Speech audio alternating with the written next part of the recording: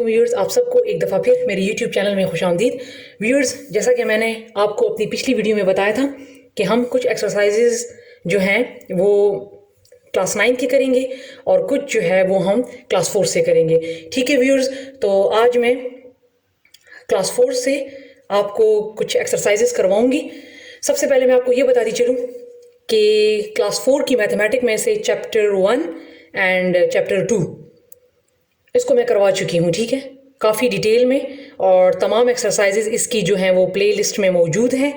और चैप्टर 3 में जो है वो मैं वर्ड प्रॉब्लम्स जो हैं, चैप्टर 3 की जितनी भी वर्ड प्रॉब्लम्स हैं, मीन्स इंग्लिश वाले क्वेश्चंस, वो मैं करवा चुकी हूँ। ठीक है, और उसके अलावा जितने एक्सरसाइजेज में क्वेश्चंस रहते हैं वो मैं आज आपको इंशाल्लाह करवाऊंगी। ठीक है व्यूअर्स, तो चलते हैं एक्सरसाइज की तरफ। मेरे पास एक्सरसाइज है 3.1। मैं डिटेल में इस वजह से करवाऊंगी क्योंकि बहुत सारे लोगों ने मुझे कहा है कि आप हर एक चीज़ को अब जो है जो रह गई थी उसको अब कंप्लीट करवाएं, क्योंकि बहुत सारे ऐसे लोग हैं जिनको बेसिक में भी प्रॉब्लम है। तो लिहाजा मैं एक एक क्वेश्चन को जो है डिटेल में करवाऊंगी। ठीक है, ताकि आपको अच्छी तरीके से समझ आ जाए। एक्सरसाइज 3.1 में हमारे पास ये क्वेश्चन है, identify the numerator and denominator of each fraction. सबसे पहले तो मैं आपको बता दूं कि हमारे पास फ्रैक्शन क्या होता है। फॉर एग्जाम्पल, मेरे पास 5/7 है। ठीक है, तो 5/7 मेरे पास फ्रैक्शन फॉर्म में है। ठीक है, ये जो है मेरे पास फ्रैक्शन बार है, इसकी वजह से हम इसको फ्रैक्शन कहते हैं। ठीक है, ये फ्रैक्शन बार है, इसको फ्रैक्शन बार कहते हैं। इसमें मेरे पास 5 जो है वो न्यूमरेटर है और 7 जो है वो डिनोमिनेटर है। ठीक है, ये चीज़ें आप, मैं जो है जब मैं वर्ड प्रॉब्लम करवा रही थी तो उसमें ये मैं डिटेल में करवा चुकी हूँ, लेकिन फिर भी मैंने दोबारा इसको थोड़ा सा आपको बता दिया कि ये मेरे पास फ्रैक्शन फॉर्म में है। इसमें जो ऊपर वाला होता है ये न्यूमरेटर होता है और नीचे वाला जो होता है वो डिनोमिनेटर होता है, जबकि ये जो है ये हमारे पास फ्रैक्शन बार होता है। ठीक है, अब हम चलते हैं आगे। इसमें एक और चीज़ भी मैं बता दूं, लाइक एंड अनलाइक फ्रैक्शन। हमारे पास लाइक फ्रैक्शंस वो फ्रैक्शन होते हैं जिनके डिनोमिनेटर जो हैं वो हमारे पास सेम हो। फॉर एग्जांपल, मेरे पास है 4/5 एंड 3/5, न्यूमरेटर नहीं, जिसके डिनोमिनेटर हमारे पास सेम हो। ये डिनोमिनेटर हैं, इन दोनों के डिनोमिनेटर सेम है, तो लिहाजा ये मेरे पास हैं लाइक फ्रैक्शंस। ठीक है, और मेरे पास अनलाइक फ्रैक्शंस जो होंगे वो मेरे पास ये होंगे। For example 4/5 and 9/7। आप देख सकते हैं कि इसके डिनोमिनेटर क्या हैं, ये डिफरेंट है, तो लिहाजा ये मेरे पास अनलाइक फ्रैक्शंस होंगे। ठीक है व्यूअर्स, तो इसमें एक ये चीज़ है। अब चलते हैं अपने क्वेश्चन की तरफ। 3.1 के क्वेश्चन नंबर 1 में तो कुछ भी नहीं है, सिर्फ आपने ये बताना है कि इसमें न्यूमरेटर और डिनोमिनेटर जो है वो कौन से हैं। तो 6 जो है वो न्यूमरेटर है, 11 जो है वो डिनोमिनेटर है। इसी तरह ये बाकी क्वेश्चंस भी, ऊपर वाले न्यूमरेटर हैं और नीचे वाले जो हैं वो डिनोमिनेटर हैं। अब इसको जो है आपने फ्रैक्शन फॉर्म में बता देना है। टोटल आप बॉक्स काउंट कर लें, जो टोटल होंगे उसको आप नीचे लिख लें, और जो शेडेड हैं उनको आप जो हैं वो ऊपर लिख लें। फॉर एग्जांपल इसको देख लें, 1 2 3, ये टोटल कितने हैं, 3 हैं, और इसमें शेडेड कितने हैं, 1। तो लिहाजा इसका फ्रैक्शन जो है ये फ्रैक्शन फॉर्म में ये इस तरीके से रिप्रेजेंट होगा। ये बाकी भी आप इस तरह कर लें। ठीक है जी, तो व्यूअर्स, अब इसमें नेक्स्ट क्वेश्चन है, question number 3, compare the following unlike fractions. ये तमाम के तमाम अनलाइक फ्रैक्शंस हैं क्योंकि इनके डिनोमिनेटर्स जो हैं वो डिफरेंट हैं, इनको कंपेयर करना है। ठीक है, तो कंपेयर करने के लिए हमने क्या करना है, मैं इसमें से एक क्वेश्चन करके दिखा देती हूँ, ठीक है। क्वेश्चन नंबर 3 का मैं करके दिखा देती हूँ 4th पार्ट। मेरे पास 4th पार्ट है 5/8 एंड 3/5। इसको मैंने क्या करना है, कंपेयर करना है। कंपेयर करने के लिए आपने क्या करना है कि ये जो डिनोमिनेटर है इसका आपने एलसीएम ले लेना है। 8 एंड 5 इसका मैं एलसीएम ले रही हूँ, तो 2 4 टाइम 8, 5 अपनी जगह पे, क्योंकि 2 की टेबल में 5 नहीं आता। 2 टाइम 4, 5 अपनी जगह पे। 2 1 टाइम 2, 5 अपनी जगह पे। और एंड में 5 1 टाइम 5। ये जो प्राइम फैक्टर्स आए हैं इनको आपने क्या कर लेना है, अब इनको आपने मल्टीप्लाई कर लेना है। 2 multiply by 2 multiply by 2 multiply by 5। 2 time 4, 4 2 time 8 और 8 5 टाइम 40। तो मेरे पास एलसीएम आ गया 40। अब आपने आगे जाके इसको सॉल्व करना है, ठीक है।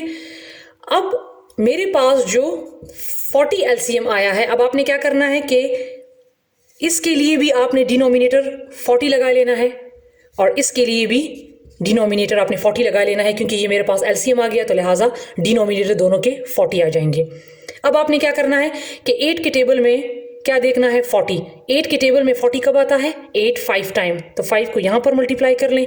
और 5 के टेबल में 40 कब आता है, 5 8 टाइम। जो चीज़ जिस टेबल में आती है वो ऊपर मल्टीप्लाई हो जाएगी, ठीक है। अब मल्टीप्लाई कर लें, 5 5 टाइम 25 एंड 3 8 टाइम 24। अब आपने देखना है डिनोमिनेटर सेम आ गए हैं, न्यूमरेटर को चेक करना है कि आया कौन सा बड़ा है। तो इसमें जो है 25 जो है वो 24 से क्या है, बड़ा है। तो आपने क्या करना है कि आपने क्वेश्चन को देखना है, ये हमारे पास क्या आ गया, बड़ा। तो लिहाजा 5/8 जो मुझे क्वेश्चन दिया था, ये मुझे क्वेश्चन दिया था, तो हम यहाँ से देखेंगे कि 25/40 बड़ा है 24/40 से, तो लिहाजा 5/8 इज़ ग्रेटर देन, आपने साइन लगाना है, ठीक है। Is greater than 3/5। ये मैंने कंपेयर कर लिया। आपने इसके दरमियान में साइन नहीं लगाना, आपने सॉल्व करके देखना है कि आया ये वाला छोटा आया है या बड़ा आया है। अगर ये वाला छोटा होता तो फिर मैं ये वाला साइन लगाती, लेकिन चूंकि लेफ्ट साइड राइट साइड से बड़ा आ गया है तो लिहाजा उसी क्वेश्चन को आप लिखकर आपने साइन लगाना है, ठीक है व्यूअर्स। अब और क्वेश्चंस जो हैं आप खुद कर लें। अब मैं चलती हूँ अगले क्वेश्चन की तरफ। मेरे पास क्वेश्चन नंबर 4 है, इसमें arrange fractions in ascending order, ठीक है।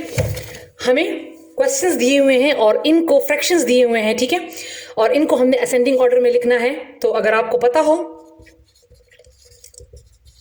कि हमारे पास असेंडिंग ऑर्डर जो होता है वो इस फॉर्म में होता है 1 2 3 4 5 एंड सो ऑन। मीन पहले छोटा, फिर बड़ा, फिर बड़ा, फिर बड़ा, फिर बड़ा, और इसी तरह, ठीक है। तो हमने इसको असेंडिंग ऑर्डर में जो है वो लिखना है। क्वेश्चन मेरे पास, इसमें मैं 2 क्वेश्चन करके देती हूं, ठीक है। 3/9, 4/9, 1/9 एंड 2/9, ये मेरे पास क्वेश्चन है। इसको मैंने क्या करना है, ये फ्रैक्शंस जो मुझे दिए हैं इसको मैंने असेंडिंग ऑर्डर में लाना है। सबसे पहले आपने एक चीज़ चेक करनी है कि अगर इनके डिनोमिनेटर सेम है, इन तमाम के डिनोमिनेटर, ये नीचे वाले जो नंबर्स हैं ये सेम है, तो आपको फिर एलसीएम लेने की ज़रूरत नहीं है। आप डायरेक्ट इसको असेंडिंग ऑर्डर में लिख लें। सबसे पहले छोटा कौन सा है, 1/9, उसके बाद थोड़ा सा बड़ा 2/9, उसके बाद थोड़ा सा बड़ा 3/9 and the last one is 4/9। तो अगर डिनोमिनेटर सेम है तो फिर एलसीएम लेने की ज़रूरत नहीं है, और इसको इसी तरह आप न्यूमरेटर को देखकर असेंडिंग ऑर्डर में लिख लें। लेकिन अगर डिनोमिनेटर चेंज है, अब इस क्वेश्चन में चेंज है 8/9, 7/9, 3/5 एंड 5/9। अच्छा, तो व्यूअर्स अब मेरे पास ये क्वेश्चन है, अगर आप देखें तो इसमें जो मेरे पास डिनोमिनेटर हैं वो 3 तो सेम है लेकिन एक जो है वो डिफरेंट है, ठीक है। तो मैं क्या करूंगी कि मैं इसका एलसीएम ले लूंगी। अगर चारों के सेम होते तो फिर तो आसान होता, लेकिन एक जो है इसमें डिफरेंट है, तो आप ऐसा काम करें, आप इसका एलसीएम ले लें, ठीक है। 3 के टेबल में जाता है ये 3 3 टाइम 9, 3 3 टाइम 9, 5 अपनी जगह पे, एंड 3 3 टाइम 9, फिर अगेन 3 के टेबल पे, 3 1 टाइम, 5 अपनी जगह पे एंड 1 टाइम, फिर 5 1 1 5 1 टाइम और 1। अब इनको आप मल्टीप्लाई कर लें, 3 3 टाइम 9 एंड 9 5 टाइम 45, तो मेरे पास एलसीएम क्या आ गया 45। ठीक है, अब आपने क्या कर लेना है, जिस तरह ये क्वेश्चन नंबर अभी मैंने थर्ड करवाया है, ठीक है, ये उसी की तरह है, लेकिन इसमें जो है वो फ्रैक्शंस हमारे पास 4 हैं और उसमें 2 थे। ठीक है, अब आपने क्या करना है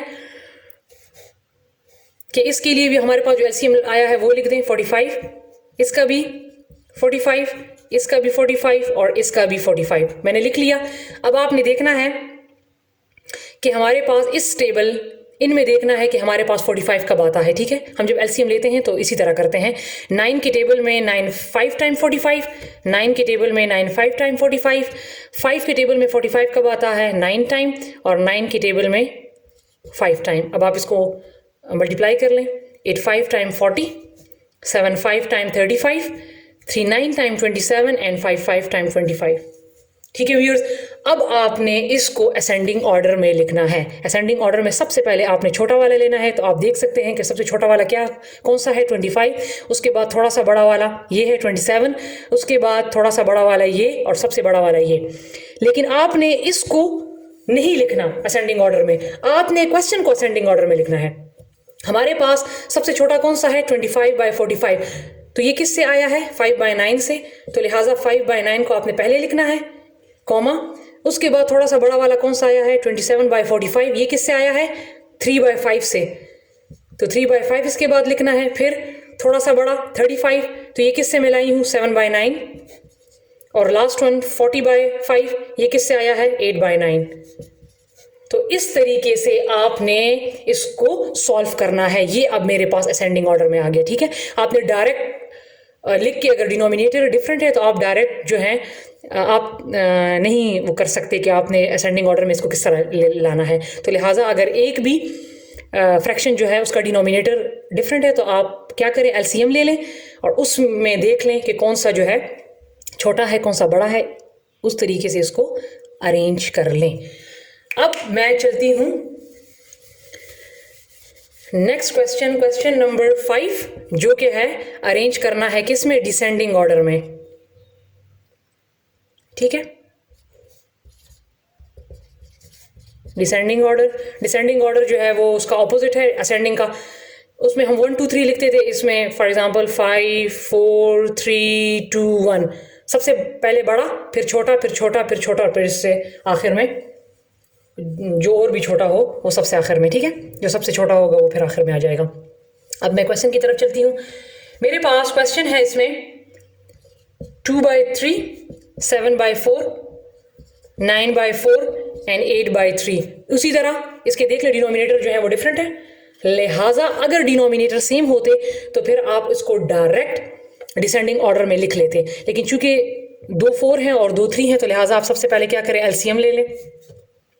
3 4 4 एंड 3, 3 1 टाइम 3, 4 4 अपनी जगह पे, 3 1 टाइम 3, फिर 1 अपनी जगह पे, 2 2 टाइम 4, 2 2 टाइम 4 एंड 1, फिर 1 1 2 1 टाइम 2, 2 1 टाइम 2 एंड 1। इन तीनों को मल्टीप्लाई कर लें, 3 2 टाइम 6 एंड 6 2 टाइम 12, लिहाजा मेरे पास एलसीएम आ गया 12। अब चलते हैं सॉल्व करने की तरफ।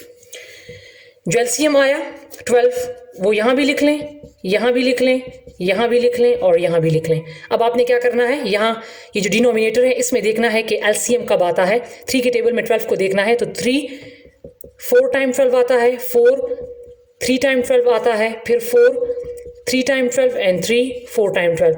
अब आपने इनको मल्टीप्लाई कर लेना है, 2 4 time 8, 7 3 time 21, 9 3 time 27 and 8 4 time 32।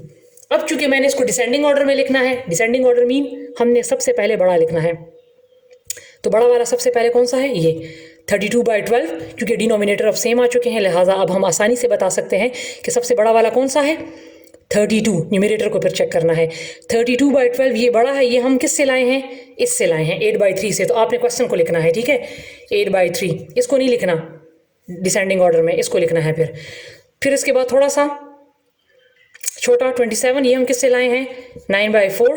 फिर 21/12 ये किससे लाए हैं 7/4। और सबसे छोटा जो है वो 8/12 है, ये हम किससे लाए हैं 2/3। तो लिहाजा ये मेरे पास आ गया, सॉरी हाँ ठीक है 2/3, ठीक है। और तो ये मेरे पास आ गया डिसेंडिंग ऑर्डर में, ठीक है व्यूअर्स, और ये इसका आंसर है।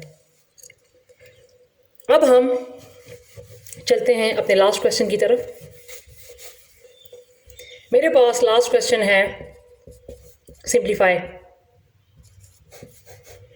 इसमें मेरे पास सेकंड क्वेश्चन है 25/75। आपने जस्ट इसकी कटिंग करनी है, देखना है कि ये दोनों किस टेबल में जाते हैं। आपने इसको सिंप्लीफाई मीन कि इसकी कटिंग कर लें। ये दोनों आप देख लें, इसके एंड में 5 है और इसके एंड में भी क्या है 5। देखिए व्यूअर्स, मैं आपको एक तरीका बताऊं, अगर कोई नंबर बड़ा आ जाता है तो अगर आप उस पर सोचते हैं कि ये किस टेबल पे जाएगा, तो उसके लिए आसान तरीका ये है, मैं पहले भी बता चुकी हूँ, कि अगर किसी डिजिट्स ये जो हैं, ऊपर जो न्यूमरेटर है नीचे डिनोमिनेटर, इसका एंड वाला जो डिजिट है आप उसको देखें, अगर वो 0 है 2 है 4 है 6 मीन इवन नंबर है, तो समझ जाएं कि ये हमारे पास 2 के टेबल पर जाएंगे, ठीक है। अगर ऊपर वाला भी इवन है, नीचे वाला भी इवन है, मीन ऊपर 2 है नीचे 4 है, ऊपर 6 है नीचे 8 है, तो आप समझ जाएं कि ये हमारे पास 2 के टेबल में जाएंगे, तो आप उसको डायरेक्ट 2 के टेबल पर लेकर जाएं, ठीक है। अगर ऊपर जो है या नीचे, ठीक है, 0 और 5 है या दोनों में 5 है या ऊपर नीचे 0 5 है, तो आप समझ जाएं कि ये हमारे पास 5 के टेबल में जाएंगे। अगर फॉर एग्जांपल यहाँ पर 0 होता तो तब भी ये दोनों जो है ये 5 के टेबल पर जाते। तो अगर न्यूमरेटर डिनोमिनेटर में एक 0 है और एक 5 है या दोनों 5 है, तो समझ जाएं कि ये 5 के टेबल पर जाएंगे, ठीक है। और इसके अलावा अगर एंड में 3 है 7 है, ठीक है, 1 है, तो वो फिर आप 3 के टेबल पर चेक कर लें। और अगर एक न्यूमरेटर में ऊपर वाला जो है वो फॉर एग्जांपल इस तरह का है, एक ऑड है एक इवन है, फॉर एग्जांपल 9 है, 9 प्राइम है, और नीचे एंड वाला डिजिट जो है वो 6 है, तो फिर आप उसको जो है 3 पर चेक कर लें, क्योंकि एक प्राइम है और एक जो है वो इवन है। इसी तरह अगर एक ऑड है और एक इवन है, तो आप फिर उसको 3 के टेबल पर चेक कर लें, क्योंकि 3 ऑड है और 6 जो है वो इवन है, तो ये तो 2 पर जाता है लेकिन फिर ये नहीं जाता, ठीक है। तो लिहाजा फिर ऐसे नंबर्स को आप 3 पर चेक कर लें, ठीक है। और उसके अलावा तो मैंने बता दिया है कि जो नंबर्स एंड में आ जाएं तो आप डायरेक्ट उस तरीके से अंदाज़ा लगा सकते हैं। देखिए अब इन दोनों के एंड में 5 हैं, तो आप समझ जाएं कि ये दोनों 5 के टेबल पर जा रहे हैं। तो 5 टाइम 25 और ये 5 1 टाइम 5 और 2 कैरी हो गए, 5 टाइम 25। अब ये दोबारा दोनों 5 पर जा रहे हैं, 5 1 टाइम 5 एंड 5 3 टाइम 15। तो लिहाजा इसका सिंप्लीफाई हो गया, 1/3 इज़ द आंसर, ठीक है। इसमें मैं एक और क्वेश्चन भी करवा देती हूँ। मेरे पास अगला क्वेश्चन है, इसमें 144 एंड 180। अब देखें, मैंने अभी कहा था आपसे कि अगर एंड में 0 to 4 आ जाते हैं, तो आप देख लें इसके एंड में क्या है 4 और इसके एंड में क्या है 0, तो लिहाजा ये दोनों जो हैं 2 के टेबल पर इजीली चले जाएंगे। Two 7 time 14 and two 2 time 4, two 9 time 18 और 0 अपनी जगह पे आ गया। अब आप दोबारा देख लें, इसके एंड में 2 आ गया, इसके एंड में 0 आ गया, लिहाजा ये दोबारा 2 पर जाएंगे। टू 3 टाइम 6, एक कैरी हो गया तो 12 हो गया। टू 6 टाइम 12 और ये two 4 time 8 and two 5 time 10। अब 36 आ गया और 45 आ गया। अब आप देखें ऊपर जो है वो 6 है और नीचे 5 है, ऊपर इवन है और नीचे जो है वो ऑड है। तो अब आप इसको चेक कर लें कि ये दोनों किसी टेबल पे जाते हैं, ये 36 है ये 45 है। तो अगर मैं इसको 3 पर लेकर जाऊँ तो 3 पे जा सकता है। 3 1 टाइम 3, 3 2 टाइम 6, 3 1 टाइम 3, एक कैरी हो गया, 3 5 टाइम 15। अब ये देख लें ये इवन है और इसके एंड में ऑड है, तो लिहाजा ये तो आप आसानी से अंदाज़ा लगा सकते हैं, ये 12 है ये 15 है, तो ये दोनों 3 के टेबल पर जाते हैं। 3 4 टाइम 12 एंड 3 5 टाइम 15। तो मेरे पास सिंप्लीफाई करने के बाद आ गया 4/5। अब 4/5 किसी टेबल में नहीं जाते, लिहाजा यही इसका आंसर होगा। व्यूअर्स, इंशाल्लाह इसके बाद मैं आपको एक्सरसाइज 3.2 और 3.3 इंशाल्लाह करवाऊंगी, ठीक है। तो मिलते हैं अपनी अगली वीडियो के साथ, तब तक के लिए अपना बहुत सारा ख्याल रखिए। अल्लाह हाफिज़।